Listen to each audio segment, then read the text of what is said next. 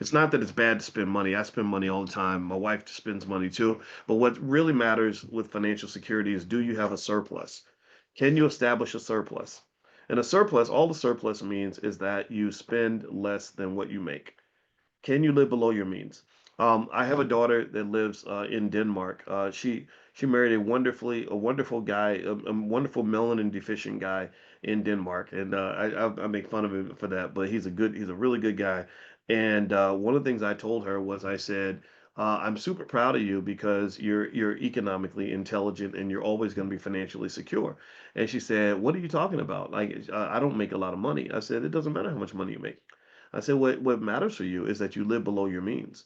I said, I know a lot of people who are, I know a lot of people who are who make a lot of money and they don't live below their means. So they're always going to be financially stressed. They're always going to be a day late and a dollar short. They're always going to be a little bit behind. They're going to always be swimming with the water up to their nostrils. So they're going to have to remember, you were in the water and it was too high. You'd be like, right? Because you jumped in the 5 foot into the pool and you're only 4'11".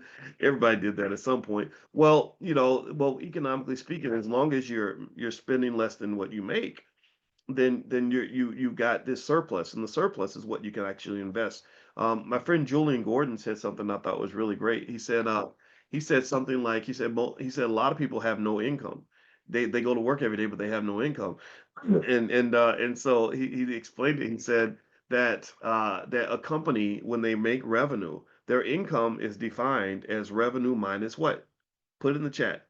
Income is defined as revenue minus what? Expenses, right?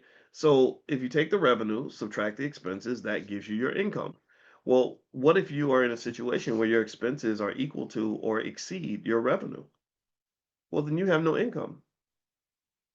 You have no income. So what happens is that when you mix an addiction to consumption with wages that are not going up the way they should, that you end up having these deficits. Well, how are people dealing with the deficits? Credit cards. That's why consumer debt, credit card debt's at an all-time high. Student loan debt is at an all-time high. Mortgage loan debt's at an all-time high. Auto loan debt is at an all-time high.